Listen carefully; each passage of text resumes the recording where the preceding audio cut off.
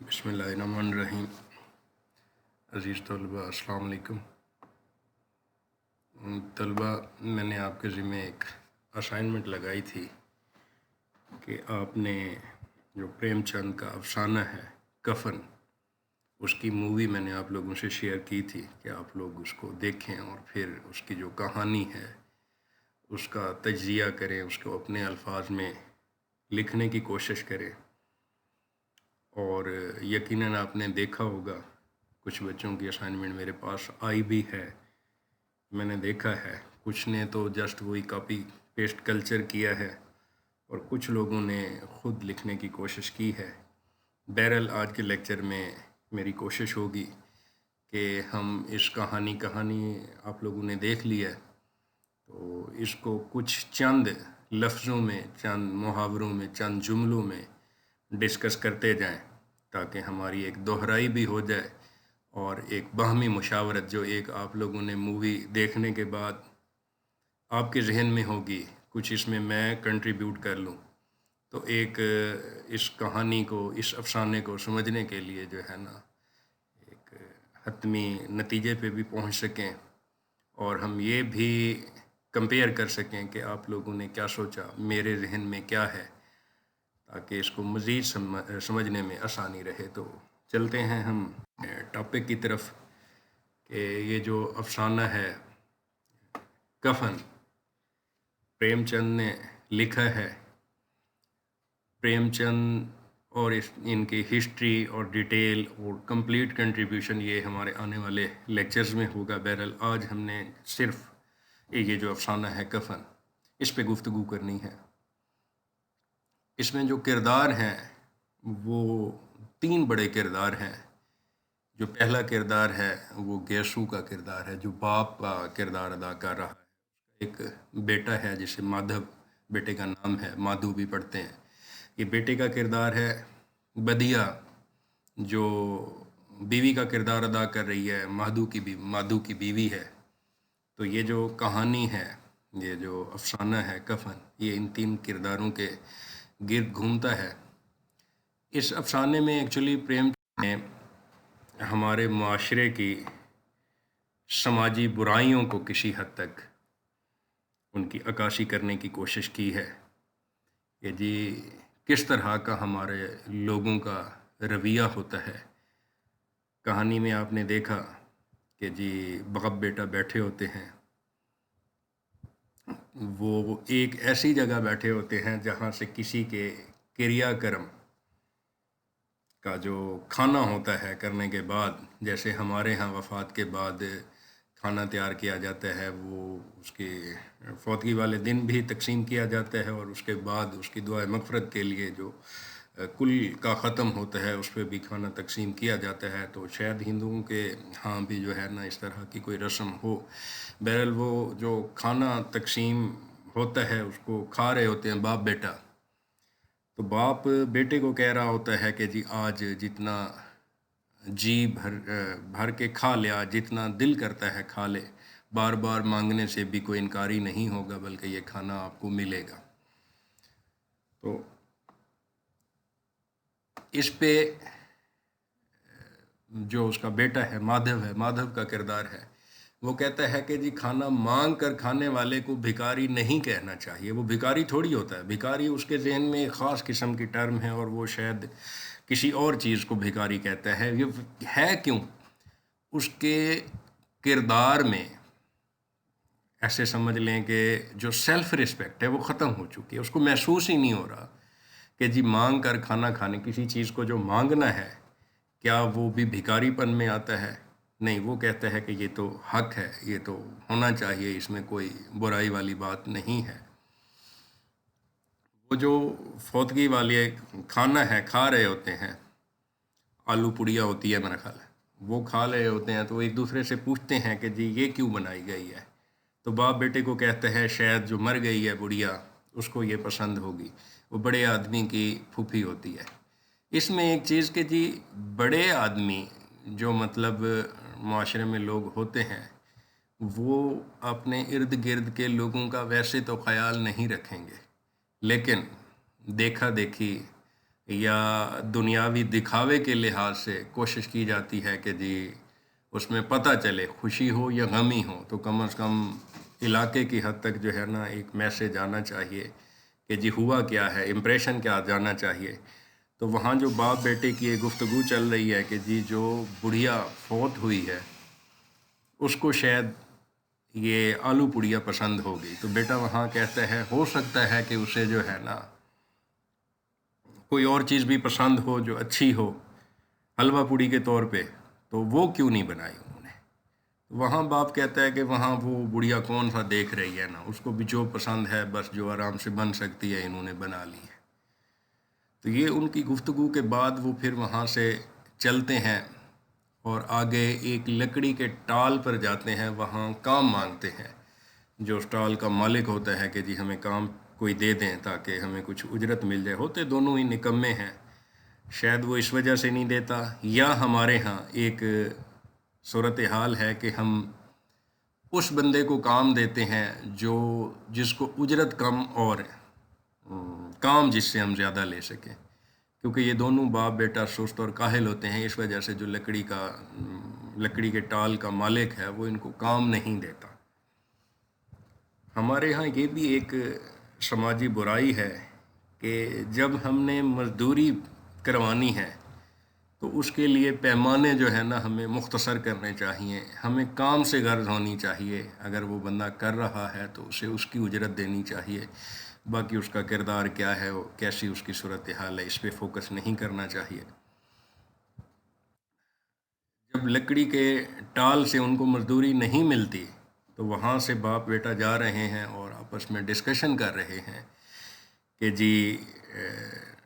بیوی جو گھر میں ہے وہ بیمار ہے، مادھو کی بیوی جو ہے اس کے ہاں بچہ پیدا ہونے والا ہے. اگر بچہ پیدا ہو گیا یا ہونے والا ہے تو دائی کو بھی بلانا پڑے گا.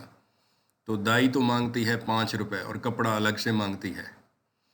تو یہ بھی ہمارے معاشرے کی ایک برائی ہے جو موجودہ دور میں بھی پائی جاتی ہے کہ جی اگر ڈاکٹر کے پاس آپ جاتے ہیں آپریٹ کی صورتحال میں اگر وہ کرتے ہیں تو وہ آپ سے اتنا پیسہ مانگتے ہیں، جو غریب لوگ ہیں وہ اس کو افورڈ نہیں کر سکتے. اور ہمارے ہاں یہ ایک کامن ٹرینڈ ہے کہ جی کافی ساری اموات ڈیلیوری کیسز میں ہوتی ہیں. نارمل ڈیلیوری کا ٹرینڈ کم ہے، ڈاکٹرز کی کوشش یہی ہوتی ہے کہ آپریٹ کرنا پڑے گا اور آپریٹ کے جو ہے نا وہ پیسے ان کو اجرت زیادہ ملتی ہے، ضرورت ہو یا نہ ہو بہرحال وہ ذہن بنا دیتے ہیں پیشنٹ کا کہ جی اس کو تو آپریٹ ہی کرنا پڑے گا. تو وہی اس زمانے کی بھی جو عکاسی ہے، وہ یہ محاورہ جو ہے نا ہمارے اس معاشرتی برائی کو اجاگر کر رہا ہے کہ کس طرح ہم مجبور لوگوں کی مجبوری سے فائدہ اٹھاتے ہیں. آج کل کے معاشرے میں بھی یہی ہے کہ جی ہمارے ڈاکٹر حضرات ضرورت ہو نہ ہو بہرحال آپ روٹین چیک اپ بھی کرواتے رہیں تو اس میں کوئی کمپلیکیشن نہیں ہوگی، ایوری تھنگ اوکے، ساری چیزیں بہترین ہوں گی. لیکن جیسے وقت قریب آئے گا ڈاکٹر کمپلیکیشن، وہ جو مریض ہوگا اس کا ذہن بنانا شروع کر دیں گے اور بالآخر آپریٹ ہی ہوگا. نارمل صورتحال جو ہے نا نہیں ہوتی. تو اس افسانے میں بھی اس معاشرتی برائی کو اجاگر کیا گیا ہے کہ ہمارے ہاں لوگوں کا خیال نہیں رکھا جاتا کہ کون افورڈ کر سکتا ہے کون نہیں کر سکتا. بس ہم نے جو ہے نا ریٹ فکس کر دیے،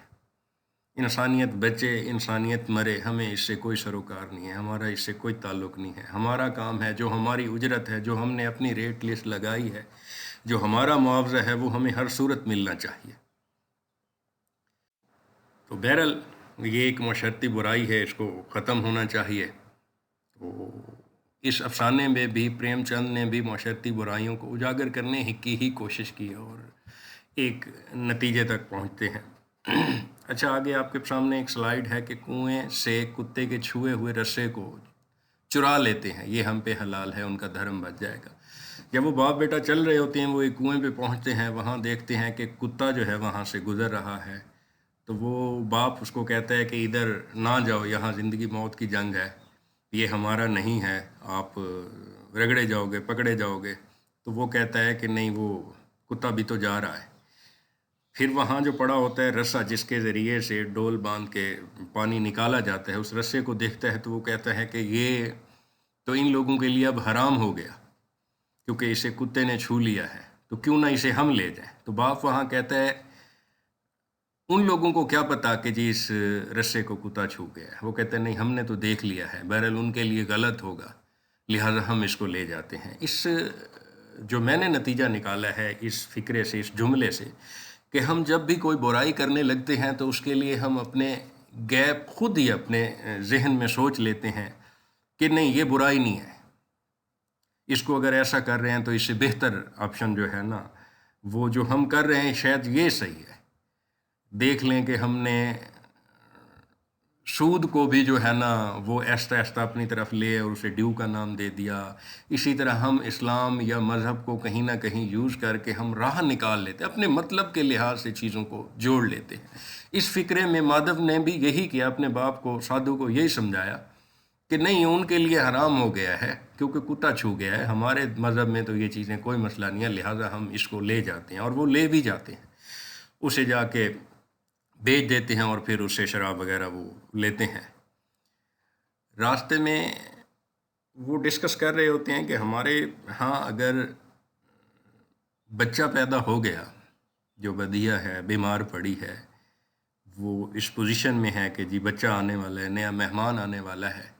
تو اگر وہ آ گیا تو ہمارے پاس تو کچھ نہیں ہے، اس کے جو ضروریات ہے، چھوٹا بچہ پیدا ہوتا ہے تو ہمارے گھروں میں نا پہلے سے ہی چیزیں جو بنا لی جاتی ہیں، تو وہ ہمارے پاس تو ایسا کچھ نہیں ہے۔ تو وہاں باپ کہتا ہے کہ پریشان نہ ہو، بچے کی مبارکباد کا پیسہ آئے گا۔ اس سے یہ ہے کہ ہمارے معاشرے میں جہاں برائیوں کی بات ہے، یہ اچھائی کا بھی ایک واقعہ ہے، یا ایک نظر آنے والی اچھائی بھی ہے کہ ہمارے ہاں یہ بھی رسم بڑی اچھی ہے کہ اگر کوئی نیا مہمان کسی گھر آتا ہے تو مبارک کے طور پہ ہم جا کے اس بچے کے ہاتھ میں کچھ پیسے پکڑا دیتے ہیں، اس کی خیرات کریں، وہ اس کا جو بھی کریں، بہرحال ہم جو ہے نا اس کو وہ نذرانہ پیش کرتے ہیں، جس سے اگر کسی فیملی میں کوئی مسائل بھی ہیں تو ان کی مالی امداد بھی ہو جاتی ہے، یا کوئی مہمان کسی کی طرف جاتا ہے تو اس کے جو انہوں نے رہائش کا یا کھانے کا انتظام کرنا ہے تو وہ ان کے پیسے سے ہی وہ مینیج ہو جاتا ہے۔ بہرحال یہ بڑی اچھی رسم ہے، میں خود بھی اس کی بڑی تائید کرتا ہوں کہ کچھ ایسے گھرانے ہوتے ہیں جہاں اگر ہمارا دل بھی کرتا ہے ہم ان سے جا کے ملیں، اور تکلفاً وہ لوگ کھانے وغیرہ کا اگر انتظام کرتے ہیں جو کہ ان کی وقت ان کی طاقت میں نہیں ہوتا، تو اگر مہمان کسی بچے کو جاتے ہوئے کچھ پیسے پکڑا دے تو صاف ظاہر ہے وہ ان کا کمپنسیشن کسی حد تک جو ہے نا ہو جاتی ہے۔ بہرحال یہ ایک اچھی رسم ہے۔ اچھا، اس کے بعد جو ہے وہ جو عورت ہے جس کا بدیہ نام ہے وہ مر جاتی ہے، یہ دونوں باپ بیٹا جو ہے نا جھوٹ کا رونا شروع کر دیتے ہیں کہ جی وہ مر گئی، اسے نہیں مرنا چاہیے تھا، او بکا کرنے لگتے ہیں، گاؤں اکٹھا ہو جاتا ہے، پوچھتے ہیں کہ جی وہ مر گئی، اب اس کے دفن کے لیے بھی ہمارے پاس تو کچھ نہیں ہے۔ وہ کفن کے لیے پھر مختلف لوگوں کے پاس جاتے ہیں، کچھ پیسے اکٹھے کرتے ہیں، کہیں سے کچھ کہیں سے کچھ، وہ ٹال والے سے لکڑی ان کو مل جاتی ہے، کچھ نقدی مل جاتی ہے، نقدی جو ان کے پاس رقم بنتی ہے وہ 5 بنتی ہے، اور وہ سوچتے ہیں کہ جی اس کا جا کے کوئی کفن لے لیں، تو بیٹا کہتا ہے کفن مہنگا ہوا، تو وہ کہتے ہیں نہیں ہلکا سا کفن لے لیں گے، ویسے بھی ہم شام تک اس کی تدفین کریں گے، یا اس کا کریا کرم جو بھی ہے وہ شام تک، رات کو کس نے دیکھنا ہے کہ کفن ہلکا ہے یا مہنگا ہے۔ جب وہ کپڑے کی دکان پہ جاتے ہیں کفن کا پوچھتے ہیں تو کفن کا ریٹ ہوتا ہے فی گز جو ہے 1 روپیہ 10 پیسے، تو وہ کہتے ہیں اتنا کفن مہنگا کیوں خریدیں، بالآخر جل ہی جانا ہے نا، مریض نے ساتھ جو مر چکا ہے، مرے ہوئے آدمی نے ساتھ تو نہیں لے جانا، لہذا یہ بھی رہنے دیتے ہیں۔ جب وہ کپڑے کی دکان سے واپس آ رہے ہوتے ہیں تو آپس میں گفتگو کر رہے ہوتے ہیں کہ اگر یہ 5 روپے جو گیسو ہے، مادھو کا باپ ہے، وہ اپنے بیٹے کو کہہ رہا ہے کہ اگر یہ معاشرہ جو ہے ہماری پہلے ہی مدد کر دیتا، یہ 5 روپے ہمیں اس کی زندگی میں ہی مل جاتے تو ہم اس کا دوا کر لیتے۔ وہ ایک دوسرے کو جھوٹی تسلی دے رہے ہیں کہ اگر ایسا ہو جاتا، بہرحال جس طرح کی ان کی مطلب پرستی خود غرضی ہے، وہ قطعاً ایسا نہ کرتے اگر اس سے پہلے بھی مل جاتا، تو وہ وہی اپنی عیاشی اور شراب نوشی میں ہی اس کو خرچ کرتے۔ تو بہرحال یہ ایک محاورہ وہ استعمال کرتا ہے کہ ہمارے معاشرے میں یہ ایکچولی ہمارے معاشرے کی عکاسی ہے کہ ہم مرے ہوئے لوگوں کی زیادہ کیئر کرتے ہیں، ان کے پہلے کے چاول، تیسرے کے چاول، 40ویں کے چاول، اور پھر اس میں لنگر بڑے پرتکلف اور یہ ساری چیزیں کرتے ہیں، کسی کی طاقت ہو یا نہ ہو۔ ہم اس کی زندگی میں اس کی اتنی کیئر نہیں کرتے، اس کے دوا پہ، اس کے علاج پہ اتنا خرچ نہیں کرتے۔ یہ بھی ہماری ایک معاشرتی برائی ہے، اس افسانے سے یہ بھی معاشرتی برائی ہماری سامنے آ رہی ہے۔ آگے وہ جاتے ہیں تو ایک حسب عادت حسب معمول وہ شراب کی دکان پہ جاتے ہیں، وہاں وہ پوچھتا ہے کہ جی شراب کی ایک بوتل جو ہے وہ کتنے کی ہے؟ وہ کہتا ہے 1 روپیہ 10 پیسے کی وہ شراب کی بوتل ہے۔ جو فی گز ریٹ کپڑے والے نے بتایا تھا کفن کے لیے، وہ کفن نہیں لیتا بلکہ اب اسی پیسے میں وہ شراب خرید لیتا ہے۔ شراب وہ دونوں باپ بیٹا مل کے پیتے ہیں۔ جو گیسو ہے وہ اپنے بیٹے سے پوچھتا ہے کہ بیٹا کلیجی کھاؤ گے؟ وہ کہتے ہیں ہاں جی میں کھاؤں گا۔ یہاں اب پھر وہی بات ہے کہ جو گیسو کا کردار ہے وہ اپنے بیٹے سے تو یہ اس کی خواہش کی اتنی قدر کر رہا ہے کہ اس کو کلیجی کھلانا چاہتا ہے، حالانکہ بہو کی میت جو ہے وہ گھر میں پڑی ہے۔ بیٹے کی اسے فکر ہے، بہو کے کفن کی بھی اسے فکر نہیں ہے۔ یہ بھی معاشرتی برائی ہمارے ہاں ہے کہ ہم لوگ جو ہے نا بہو کی قدر نہیں کرتے، بیٹوں کی زیادہ قدر کرتے ہیں۔ جب ایک بیٹی دوسرے گھر جاتی ہے تو وہاں کے لوگوں کا یہ ایک اخلاقی فرض بھی ہے کہ اس کی مکمل کیئر کی جائے، اس کے دکھ سکھ کا ساتھی بنا جائے۔ وہ گھر کے ایک فرد پہ نہیں بلکہ پورے گھرانے پہ، پوری فیملی پہ یہ ایک فرض ہوتا ہے۔ تو یہاں شادو کے کردار میں یہ برائی بھی دکھائی جاتی ہے کہ جی وہ اپنے بیٹے کی تو فکر کر رہا ہے، اس کے کھانے کی اسے فکر ہے، وہ چاہتا ہے اسے یہ چیز کھلائے، لیکن اپنے بہو کی کفن کی فکر نہیں ہے۔ اگر اسے فکر ہوتی تو وہ کپڑے کی دکان سے اس کا کفن خریدتا، نہ کہ شراب کی دکان پہ جا کے شراب خریدتا یا کلیجی یا گوشت یا اس طرح کی عیاشی میں جو ہے نا وہ اپنے بیٹے کی خواہشات کو سامنے نہ رکھتا۔ آخر پہ ایک یہ بات آئی ہے کہ پاپو ایک دن ہم بھی مر جائیں گے، وہ ہم سے پوچھے گی کہ مجھے کفن کیوں نہیں دیا۔ یہ جو فکرہ ہے ایک بڑی ڈیپتھ رکھتا ہے، گہرائی رکھتا ہے کہ اب جو مادب کا ضمیر ہے وہ کسی حد تک اسے جھنجھوڑ رہا ہے، وہ محسوس کر رہا ہے کہ ہم نے جو کیا ہے وہ غلط کیا ہے۔ وہ اپنے باپ سے کہتا ہے کہ جی مرنا تو ہم نے بھی ہے، جب ہم مر جائیں گے تو عالم ارواح میں جا کے ہم بدیع کی روح سے ملیں گے، تو وہ ہم سے پہلا سوال تو یہی کرے گی کہ میرے تو کفن کے پیسے بھی آپ لوگ کھا گئے، مجھے تو کفن بھی نہیں دیا۔ تو جب وہ پوچھے گی تو ہم اپنا سا منہ لیے کیا اسے جواب دیں گے؟ یہ ندامت اسے اپنے ہی اندر جھنجھوڑ رہی ہے۔ بہرحال کرتے وہ وہی ہیں جو ان کا دل کرتا ہے۔ یہ بڑا اچھا افسانہ ہے، اس نے ہماری معاشرتی برائیوں کو بھی سامنے لایا ہے، عکاسی کی ہے۔ افسانہ ہوتا بھی وہی ہے جو ہمارے معاشرے کی برائیوں کو، ہمارے معاشرے کی اچھائیوں کو ہمارے سامنے لائے۔ بہرحال آپ لوگوں نے اس کو دیکھا ہوگا، آپ لوگوں نے لکھا بھی ہے ایکسرسائز کے طور پہ، اسائنمنٹ کے طور پہ۔ بہرحال یہ کچھ میرے خیالات تھے جو میں نے آپ لوگوں سے شیئر کیے۔ امید ہے کہ آپ لوگ اس کے بھی کچھ پوائنٹ بنا کے کمپیئر کریں گے کہ جی ہم آپ کی اور میری رائے دونوں کے ایک سامنے رکھتے ہوئے، کمپیئر کرتے ہوئے اب اس کہانی کا ایک خوبصورت آپ انالیسس، ایک تجزیہ، وہ تنقیدی ہو سکتا ہے، صاف زیر تنقید اس افسانے میں ہمارے معاشرے کے مختلف پہلوؤں کی تنقید ہی کی گئی ہے، اس کا تنقیدی جائزہ جو ہے